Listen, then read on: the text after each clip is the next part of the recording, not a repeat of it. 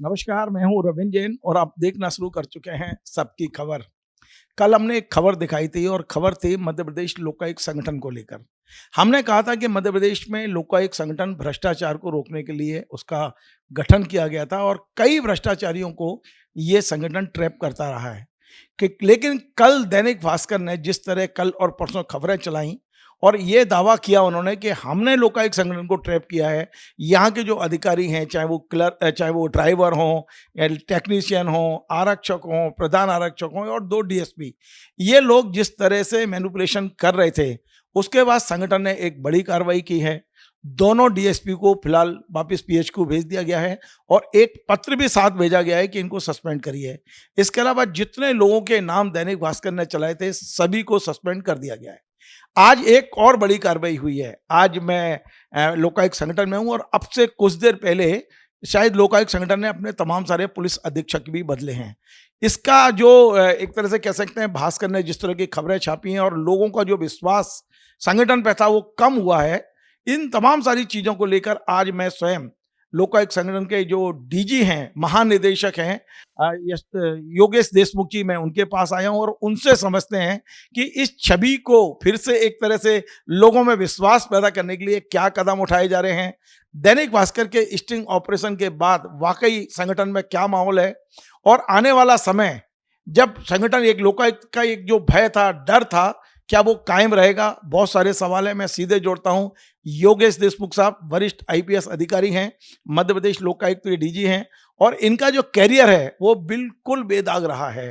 तो सीधा जोड़ता हूं और बात करता हूं। सवाल सारे करूंगा और वो सवाल करूंगा जो जनता के सवाल हैं। सीधा पूछूंगा देशमुख जी से। सर, आपका बहुत बहुत स्वागत है।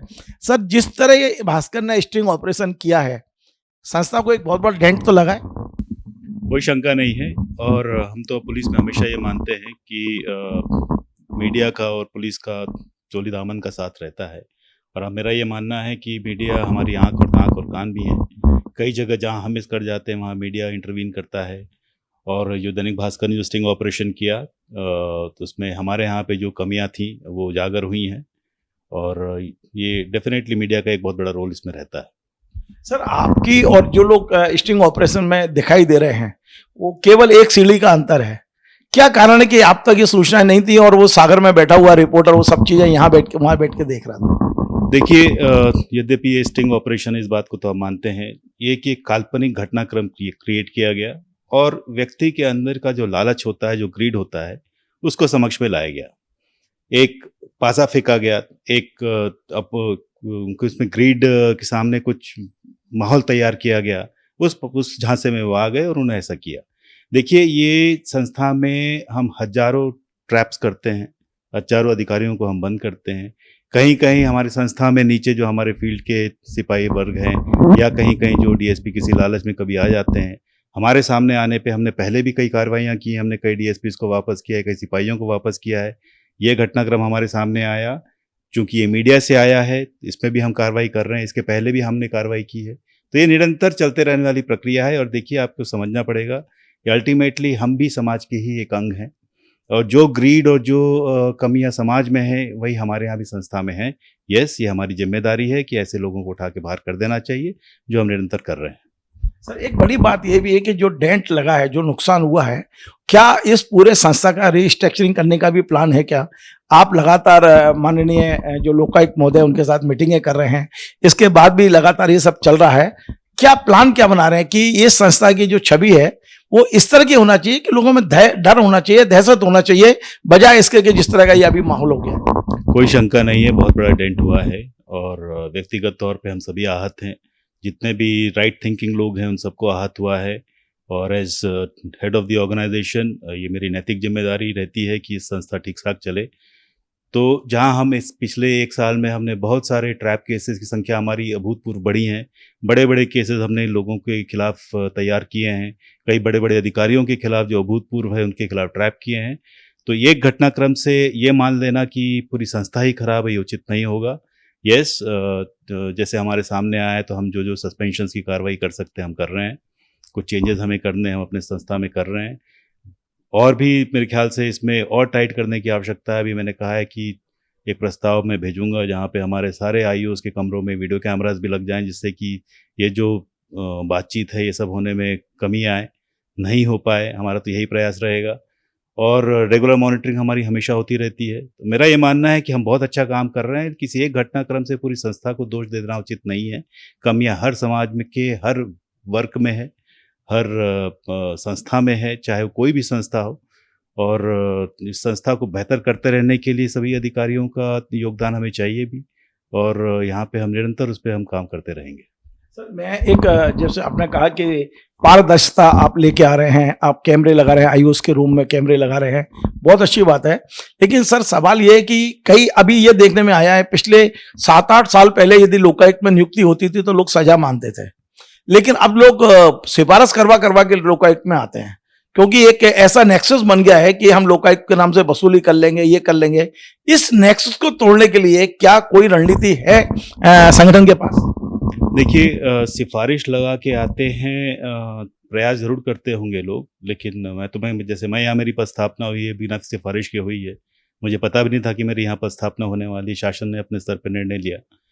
तो मेरा ये मानना है कि यस, यहाँ पे आने से पहले लोगों की थोड़ी छटनी होनी चाहिए, उनका रिकॉर्ड अच्छा होना चाहिए, और किन्हीं कारणों से उसके बावजूद भी हमारे यहाँ घटनाएं घटती हैं तो उन पर तत्काल कठोर कार्रवाई होनी चाहिए, जो ऑलरेडी हो रही है। यस, लेकिन फिर वही बात है कि पिछले कुछ वर्षों में डिटोरिएशन समाज के हर वर्ग में आया है। हम आइसोलेशन में नहीं रहते हैं, समाज के हर वर्ग में, हर संस्था में अगर डिटोरिएशन आया है तो वो हमारे यहाँ भी रिफ्लेक्ट होगा ही। लेकिन उसमें हताश होने की आवश्यकता नहीं है। पिछले 1 साल में हमने पिछले कई वर्षों का भी रिकॉर्ड तोड़ा, हमने कई ज़्यादा ट्रैप कर रहे हैं। लोग हम पे विश्वास करते हैं, उनको मालूम है कि अगर वो लोकायुक्त में जाएंगे, किसी की शिकायत करेंगे तो वो तत्काल वहाँ पे कार्रवाई होगी। कुछ गवर्नमेंट एजेंसी होने के नाते, नॉट एग्जैक्टली गवर्नमेंट, मतलब गवर्नमेंट रूल से बंधे होने के नाते हमारी प्रक्रियाएं थोड़ी स्लो हो सकती हैं, लेकिन हमारी मंशा एटलीस्ट सीनियर लेवल पे एकदम साफ है। जो कमियां हमें दिखती हैं वो निरंतर सुधार की आवश्यकता है, हम वो करते रहते हैं। सर ये जो आपने रिस्ट्रक्चरिंग की बात चल रही है, आपने कैमरे लगाने की बात की है, और क्या क्या प्लान है जिससे पूरी संस्था का एक ऐसे रिस्ट्रक्चरिंग हो जाए, अच्छे लोग आए और जो एक उद्देश्य, जिस उद्देश्य को लेके ये संस्था का गठन हुआ है, उस उद्देश्य को प्राप्त करने की कोशिश करें? देखिए, सबसे पहली तो at least at my level intention साफ होना चाहिए कि संस्था में हम अच्छा काम चाहते हैं, तो इंटेंशन हमारे साफ हो। हमारे जो अन्य अधिकारी यहाँ पे आते हैं उनकी भी मंशा बड़ी साफ होनी चाहिए कि हम यहाँ पे सुधार लाना चाहते हैं। और देखिए, ये ऐसा नहीं है कि ये अचानक से कोई नई चीज़ें हम इजाद कर देंगे, कोई मैजिकल सॉल्यूशन हमारे पास साइड नहीं रहेगा। ये ओवर द ईयर्स जो सिस्टम्स बने हैं, पुलिस में आपने विशेषकर देखा होगा बहुत जल्दी कार्रवाई होती है। जैसे कल अभी 2 दिन में स्टिंग ऑपरेशन हुआ, हमने बिना किसी हिचक के लोगों को सस्पेंड कर दिया है, वापस कर दिया है। तो पुलिस में कार्रवाई बहुत जल्दी होती है। हमारे जो प्रोसीजर्स हैं पुलिस के, वो बहुत सख्त होते हैं और ये प्रोसीजर्स टाइम टेस्टेड हैं। 1857 की पुलिस संस्थाएं हैं, इतने 150 साल बाद भी आज अगर वो पुलिस संस्था काम कर रही है तो डेफिनेटली उसमें कुछ ना कुछ अच्छा काम किया होगा, वो श्रेय जाना चाहिए। अभी भी हमारे यहाँ पे जो प्रोसीजर्स हैं वो प्रोसीजर अपने आप में पर्याप्त हैं, लेकिन दिक्कत कहाँ पे होती है, हमारी मॉनिटरिंग कितने स्तर की है। देखिए, पहले 10 केस होते थे, आज 100 केस होते हैं। हमारा मैन पावर अगर कम है तो मैन पावर हमको बढ़ाने की आवश्यकता पड़ेगी, क्योंकि अगर मैन पावर कम रहता है तो हमारी मॉनिटरिंग कम होती है। तो ऐसे में जनता पे विश्वास बना रहे, उसके लिए हमारे अपने स्तर पे केवल इंटेंशन पर्याप्त नहीं रहेगा, हमें काम भी और भी ज़्यादा करना पड़ेगा। हमारे मानना है कि आप निर्भीक होकर हमारे संस्था में आएँ। अगर आपको लगता है कोई भी अधिकारी कर्मचारी आपके साथ अन्याय कर रहा है, भ्रष्टाचार की बातें कर रहा है, तो आप आइए। मेरा कल भी वादा था, आज भी वादा है और कल भी वादा रहेगा, आपको हमारे यहाँ से निराश होकर नहीं जाएंगे आप वापस। यही हम आपके माध्यम से हम अपनी जनता को भी बताना चाहते हैं, और हमारे में जो हमको लगता है कि हमारे में कमियां हैं, हम उस पर पूरी दृढ़ता के साथ जनता को राहत देने के लिए हम निरंतर प्रयास करते रहेंगे। मेरे 2 सवाल हैं। एक ये कि जो आपका स्टाफ है, कहीं ना कहीं आप तो इंटरवेल लंबे समय तक रहे हैं, कहीं ना कहीं उन पर भी निगरानी रखने की बहुत ज़्यादा आवश्यकता है, बहुत ज़्यादा, क्योंकि जिस तरह से ये लोग स्लिप हो गए, अभी जरा सा एक नए रिपोर्टर ने स्लिप कर दिया, किस तरह से उसने ट्रैप बिछाया था, उसने सब फंस गए हैं। ये अपने अधिकारियों पे भी आपको रखने की आवश्यकता है, नंबर 1। नंबर 2, आपने आज कुछ शायद चेंज किया है, इंटरनल वो किया है, वो भी यदि आप बताना चाहें कि कुछ एसपी बदले हैं। देखिए, ये तो निरंतर हमारा एडमिनिस्ट्रेटिव प्रोसेस है। मैं किसी पे अभी एकदम से नेगेटिव कमेंट्स नहीं करना चाहता। ये हमारे एडमिनिस्ट्रेटिव व्यवस्था में चेंज ज़रूर कर रहा हूँ। उसके पीछे उद्देश्य ये है कि हमारा कंट्रोल और हमारा जो ओवरऑल मॉनिटरिंग सिस्टम है वो बेटर हो। आपने पूछा और क्या कर रहे हैं, तो मैंने आज ही एक अपने इंटरनल विजिलेंस के लिए अपने डीआईजी को नियुक्त किया है। इंटरनल विजिलेंस जो हमारे सिपाही हैं, हमारे अधिकारी हैं, उन पे भी विजिलेंस नज़र रखने के लिए हमारा अपना एक नया सेल अभी मैंने तैयार किया है। उसके डीआईजी उसके मुखिया रहेंगे। और निरंतर मैंने जैसे कहा कि हमारे यहाँ पे जो एंट्री हैं, अभी मैंने जो हमारे बिल्डिंग में जो एंट्री आएंगी बाकायदा सभी वेल रिकॉर्डेड होंगी। कौन किससे कब मिलने आ रहा है, ये सब वेल रिकॉर्डेड रहेगा। हमारे यहाँ कैमराज हम यद्यपि हमने प्रयास किया है, लेकिन बजट की थोड़ी कमी होने के कारण हम वो नहीं कर पाए हैं। लेकिन सभी के कमरों में हम वीडियो कैमराज लगाएंगे जिससे कि बातचीत बड़ी साफ़ हो। कुछ मैंने अन्य निर्देश दिए हैं कि ट्रैप होने के बाद क्या क्या करना चाहिए। हमारे ऑलरेडी इस्टेब्लिश्ड प्रोसीजर्स हैं, उसको पर्याप्त फॉलो करें। और एसपीज़ हमारे अगर लगातार मेहनत करते रहेंगे तो हमें आशा है कि हम इस पे ज़रूर कमी ला पाएंगे। सर, एक और माहौल बनाया जा रहा है कि आपके यहाँ से चालान कम हो रहे हैं, एफआर ज़्यादा लग रही है। अभी मैंने दैनिक भास्कर में पढ़ा कि 1 जनवरी से 31 मार्च तक आपके यहाँ से 35 एफआईआर भेजी गई और कोर्ट ने एक भी स्वीकार नहीं किया। तो इससे भी एक संस्था की छवि खराब हो रही है। मुझे ऐसा लगता है कि संस्था अपनी बात ठीक से रख नहीं पा रही मीडिया में। तो क्या ये भी एक मैकेनिज्म आप तैयार करेंगे कि एक मीडिया में आपकी बात जाना चाहिए? मुझे लगता है कि जो 35 वाला आंकड़ा है वो उसमें भी कोई टेक्निकल फॉल्ट है, शायद वो आप ही बता पाएंगे सर। देखिए, मेरे ख्याल से जानकारी ली उन्होंने छापी, लेकिन मेरे ख्याल से वो बड़ा इजी तरीके से उसको एक्सप्लेन कर दिया गया। ऐसा है नहीं, ये इन्फॉर्मेशन शायद मीडिया वाले ठीक से समझ नहीं पाए होंगे। 32 चालान आए ज़रूर हैं, खात्मा वापस आए, लेकिन ये जो चालान जो प्रस्तुत किए गए थे न्यायालय में, वो पिछले कई वर्षों के हैं, 2011 से लेके अभी तक के हैं। और न्यायालय पे भी दबाव है हाई कोर्ट का कि आप 3 महीने में निर्णय करना है आपको। न्यायालय ने अपने विवेकानुसार उसको वापस किया। इस साल बल्कि हमने 68 चालान किए हैं इसी वक्त, केवल 6 महीने के अंदर ही करीब नियरली 68 हमने चालान किए और 3 खात्मा गए। वो भी पुराने प्रकरण थे, उसमें से अपने सभी साक्ष्य के आधार पे ही 3 खात्मा हुए हैं।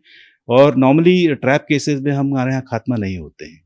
कोई विशेष प्रकरण ऐसा आ जाए जिसमें जानबूझ के किसी को फंसाया गया हो, बात अलग है, वरना जैसे मैंने कहा ये जो परसेप्शन है वो एकदम गलत है। हमारे यहाँ इनफैक्ट जैसे एक और बात चली कि भाई वॉइस सैंपल्स हैं उसको बदल दिया जाता है, यही परसेप्शन जा रहा होगा लोगों में, ये एकदम गलत है। हजारों वॉइस सैंपल्स हमारे यहाँ पे आते हैं, 2-4 इक्का दुक्का ऐसे होते हैं जो किन्हीं कारणों से मैच नहीं करते हैं, उसको हम दोबारा वॉइस सैंपल करवा के भेजते हैं। और चालान की संख्या जैसे इसी वर्ष में बता रहा हूँ, 68 चालान हमने न्यायालय में पेश किया, उनका प्रोसिक्यूशन हो, उनके खिलाफ कार्रवाई हो, और 3 खात्मा गए हैं। पुराने केसेस थे, उनमें कोई भी जो फैक्ट्स आए होंगे उसके सामने वैसा केस किया गया। तो ये कहना कि न्यायालय ने इसी वर्ष 32 चालान वापस कर दिए, बहुत पुराने प्रकरण है। चालान खात्मा रिपोर्ट लगे हुए कई वर्ष हो गए थे, न्यायालय ने अभी वापस किए हैं। तो इसका ये इंटरप्रिटेशन कि लोकायुक्त ठीक काम नहीं कर रहा है, शायद ये गलत हो जाएगा। मैं फिर कह रहा हूँ, लोकायुक्त आपके लिए बनी है, सभी के लिए बनी है। आप आइए, विश्वास के साथ आइए। कोई भी एक व्यक्ति कह दे साहब हमने आके यहाँ पे किसी को ट्रैप करवाने की कोशिश की और उसने कार्रवाई नहीं की, मैं यहाँ बैठा हूँ, उस अधिकारी की खैर नहीं।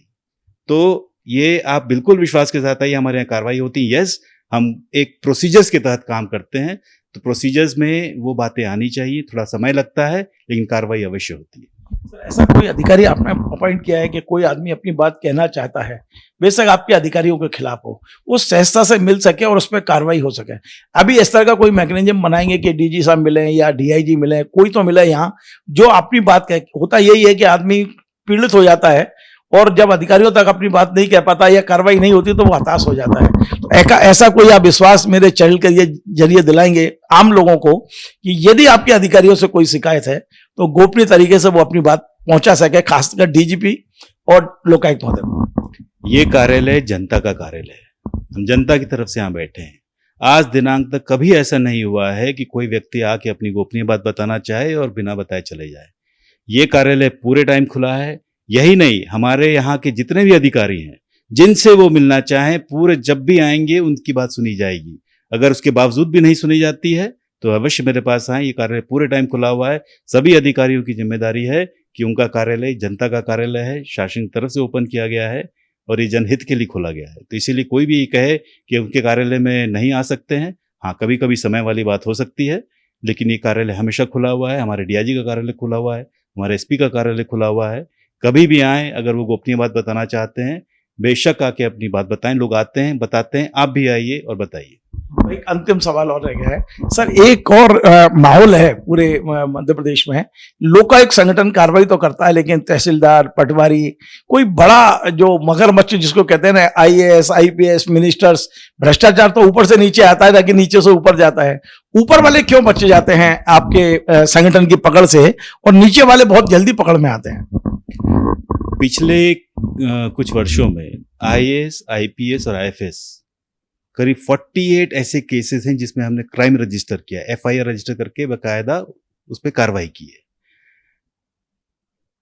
इक्का दुक्का ऐसे केस हैं जहां पे खात्मा भी हुआ है, लेकिन ज्यादातर केसेस में हमने कन्विक्शन के लिए प्रयास किया है। लेकिन हमारे पास जो हमारे 48 केसेस हैं उसमें से 99% केसेस में हमारे यहाँ पे पूरी जांच हो चुकी है और हम कन्विंस्ड हैं कि इसमें न्यायालय में केस चलना चाहिए। तो ये कहना गलत है कि हम यहाँ पे जांच नहीं करते हैं, हम जांच करते हैं। मैंने जैसे बताया 48 आईएएस, आईपीएस, आईएफएस अधिकारियों के खिलाफ क्राइम रजिस्टर हुआ है। बहुत बहुत धन्यवाद। तो आपने सुना, आज मैं मध्य प्रदेश लोकायुक्त के जो डीजी हैं योगेश देशमुख साहब, उनसे सीधी बात की।